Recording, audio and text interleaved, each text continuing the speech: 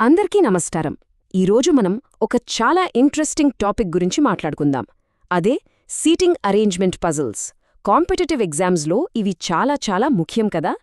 అయితే వీటిని ఎంత సింపుల్గా సాల్వ్ చేయొచ్చో మనం ఇప్పుడు చూసేద్దాం.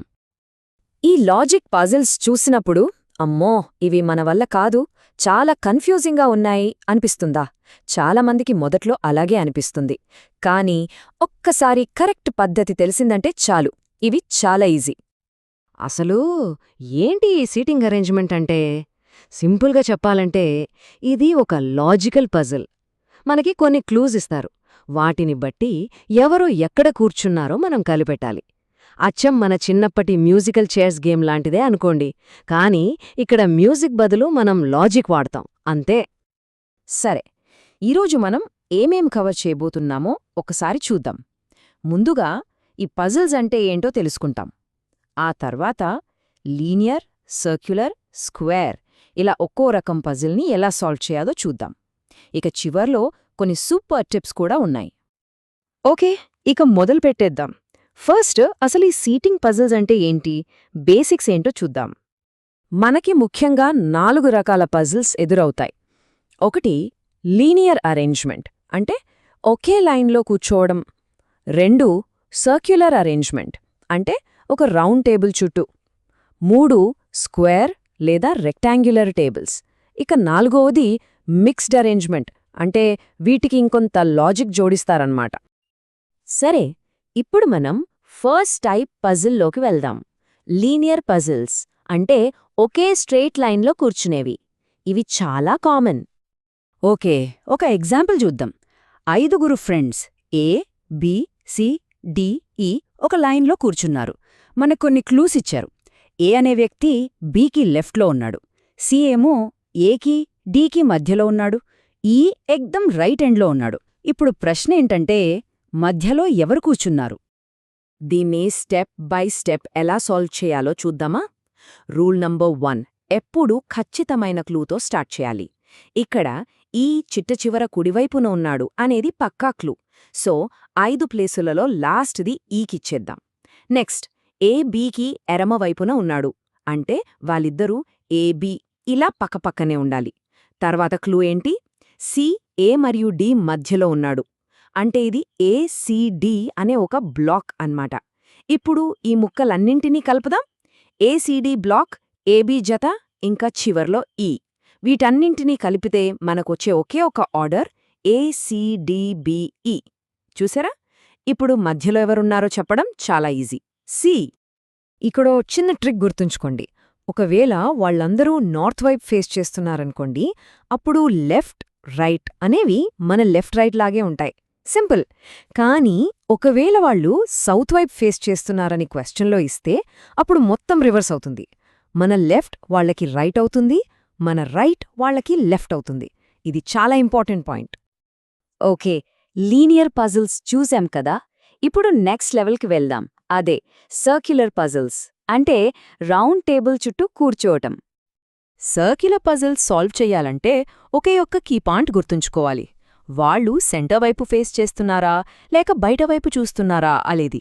ఒకవేళ సెంటర్ వైపు చూస్తుంటే లెఫ్ట్ అంటే క్లాక్ వైజ్ డైరెక్షన్, అంటే గడియారం తిరిగే వైపు. రైట్ అంటే యాంటీ క్లాక్ వైజ్. అదే బయటవైపు చూస్తుంటే దీనికి కంప్లీట్ రివర్స్. లెఫ్ట్ అంటే యాంటీ క్లాక్ వైజ్, రైట్ అంటే క్లాక్ వైజ్. ఈ ఒక్క విషయం అర్థమైతే చాలు. మరో ఉదాహరణ చూద్దాం. 8 మంది ఫ్రెండ్స్ ఒక సర్కిల్లో సెంటర్ వైపు ఫేస్ చేస్తూ కూర్చున్నారు. మన దగ్గర కొన్ని క్లూస్ ఉన్నాయి. ఈ బీకి ఎదురుగా కూర్చున్నాడు, ఇది చాలా స్ట్రాంగ్ క్లూ. సో సర్కిల్లో ఈ బీని ఆపోజిట్లో పెట్టేద్దాం. తర్వాత ఏ బీకి కుడివైపున్నాడు అనుంది. ఇక్కడ వాళ్ళు సెంటర్ వైపు చూస్తున్నారు, అంటే రైట్ అంటే ఏంటి? Anti clock wise. సో బీకి యాంటీ క్లాక్ వైజ్ డైరెక్షన్లో ఏని ప్లేస్ చేయాలి. ఇలాగే ఒక్కో క్లూని వాడుకుంటూ వెళ్తే పజిల్ మొత్తం సాల్వ్ అయిపోతుంది. సో ఆ గోల్డెన్ రూల్ అస్సలు మర్చిపోవద్దు. సెంటర్ ఫేసింగ్ అయితే లెఫ్ట్ అంటే క్లాక్ వైజ్, అవుట్వర్డ్ ఫేసింగ్ అయితే లెఫ్ట్ అంటే యాంటీ క్లాక్ వైజ్. అంత రివర్స్లో ఉంటుంది. రైట్, ఇక నెక్స్ట్ టైప్ పజిల్కి వెళ్ళిపోదాం. ఇప్పుడు 3వ రకం పజిల్స్కి వచ్చేసాం. అవే స్క్వేర్ పజిల్స్, అంటే ఒక స్క్వేర్ టేబుల్ చుట్టూ కూర్చునేవి. వీటిలో మూలలు, భుజాలు ఇలా కొన్ని కొత్త విషయాలొస్తాయి. ఓకే, దీనికి కూడా ఒక ఎగ్జాంపుల్ చూద్దాం. నలుగురు friends P, Q, R, S ఒక స్క్వేర్ టేబుల్ కార్నర్స్లో సెంటర్ వైపు ఫేస్ చేస్తూ కూర్చున్నారు. క్లూజ్ ఏంటంటే పి అనే వ్యక్తి క్యూకి లెఫ్ట్లో ఉన్నాడు, ఆర్ ఏమో పీకి ఆపోజిట్లో ఉన్నాడు. ప్రశ్న ఏంటంటే ఆర్కి రైట్లో ఎవరున్నారు? దీన్నెలా సాల్వ్ చేయాలో ఇప్పుడు చూద్దాం. ఫస్ట్ ఒక స్క్వేర్ డ్రా చేసుకోండి. ఏదో ఒక కార్నర్లో క్యూని పెట్టండి. రెండో క్లూ ఏంటి? పి క్యూకి ఎడంవైపున ఉన్నాడు. వీళ్ళు కూడా సెంటర్ వైపే చూస్తున్నారు కదా, అంటే లెఫ్ట్ అంటే క్లాక్ వైజ్. సో క్లాక్ వైజ్లో నెక్స్ట్ కార్నర్లో పీని పెట్టండి. మూడోది ఆర్ పీకి ఎదురుగా ఉన్నాడు, అంటే పీకి డయాగ్నల్గా ఆపోజిట్ కార్నర్లో ఆర్ని ప్లేస్ చేయాలి. ఇక మిగిలింది ఒక్కటే స్పాట్, అది ఎస్కి చేయాలి. ఇప్పుడు మన ప్రశ్నేంటి? ఆర్కి రైట్లో ఎవరున్నారు? రైట్ అంటే anti clock wise. So R నుంచి యాంటీ క్లాక్ వైజ్లో చూస్తే ఎవరున్నారు? Q. So answer is queue.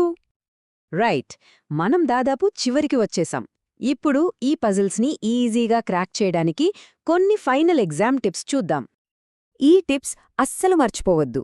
First, ఎప్పుడూ మైండ్లో సాల్వ్ చేయొద్దు, ఖచ్చితంగా ఒక డయాగ్రామ్ గీయండి. 2, పక్కగా తెలిసిన క్లూస్తోనే స్టార్ట్ చేయండి. ఉదాహరణకు ఎక్స్ చివర్లో ఉన్నాడు లేదా వై జెడ్కి ఆపోజిట్లో ఉన్నాడు లాంటివి. 3, వాళ్ళు ఏ డైరెక్షన్లో చూస్తున్నారో స్పష్టంగా మార్క్ చేసుకోండి. 4, తెలియని వాళ్ళని చివర్లో ఫిక్స్ చేయండి. ఇక అన్నింటికన్నా ముఖ్యమైనది ప్రాక్టీస్, ప్రాక్టీస్, ప్రాక్టీస్. ఎంత ప్రాక్టీస్ చేస్తే అంత పర్ఫెక్ట్ అవుతారు.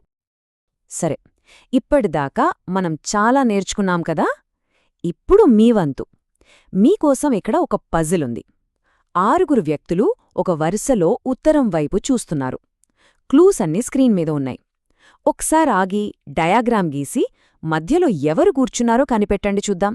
Let's see.